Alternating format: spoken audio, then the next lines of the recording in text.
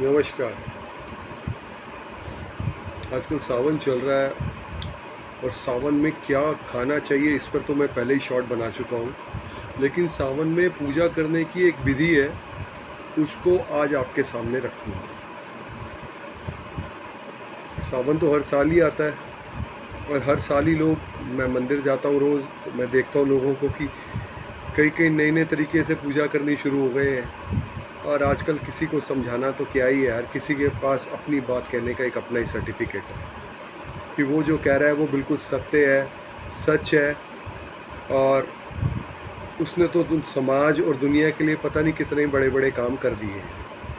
तो आजकल किसी को समझाना तो क्या है, और अज्ञानी आदमी को तो ज्ञान देना वैसे ही बड़ा मुश्किल है, क्योंकि जब भगवान ने उसे अज्ञानी रखना है तो फिर उसे कोई क्या ही ज्ञान दे सकता है। अगर किसी की किस्मत में सुख लिखा है तो किसी में इतना दम नहीं कि उसमें उसको दुख दे जाए, और अगर किसी की किस्मत में ही दुख लिखा है तो किसी में इतना दम नहीं कि उसको सुखी कर जाए। तो ये तो परमात्मा के बनाई हुई किस्मतें हैं, और जो कि हमारे किए गए कर्म हैं, जो कि किस्मत के रूप में हमारे सामने आते हैं। तो सावन चल रहा है, सावन के लिए सबसे बढ़िया है कि आप सावन में पूरा दिन सुबह से लेकर शाम तक जल चढ़ता है। एक चीज़ सिर्फ सावन ही ऐसा है जिसमें शाम को भी आप भोलेनाथ को जल चढ़ा सकते हैं।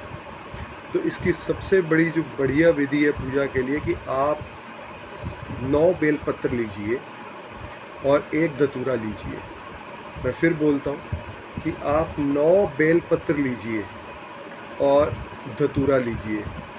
इसके साथ कच्चा दूध लीजिए, उसमें हल्की सी चीनी या कुछ मीठी चीज़ मिला दीजिए और उसमें पानी डाल के उसको कच्ची लस्सी टाइप बना लीजिए। चीनी नहीं भी डालेंगे तो चलेगा। और एक छोटा सा घी का दीपक आपने ये पूरे सावन जलाना है भगवान भोलेनाथ के आगे। और रोज़ 9 बेलपत्र और 1 धतूरे का बीज या धतूरा और लोटा भर के कच्चे दूध का, ये आपने डेली सुबह चढ़ाना है। सुबह ना भी चढ़ा सके तो शाम को भी आप इसे 6 साढ़े 6 तक चढ़ा सकते हैं, क्योंकि सावन में पहले ही बता चुका हूँ कि ये पूरी विधि ऐसी है कि पूरे सावन में आप सुबह शाम कभी भी जाके जल चढ़ा सकते हैं। और उसके सामने ये चीज़ें रख के और घी का दीपक जला के 108 बार ओम नमः शिवाय का पाठ आप करें। आप पूरे सावन करें, आपके घर में खुशहाली आएगी, संपन्नता आएगी, पैसे की दिक्कत ख़त्म हो जाएगी, स्वास्थ्य सबका अच्छा रहेगा, घर में सुख शांति वाले माहौल आने शुरू हो जाएंगे। आप करके देखिए, आपको फ़र्क पड़ेगा। सावन में ये लाभ उठाना सबसे बढ़िया उपाय आप बताया।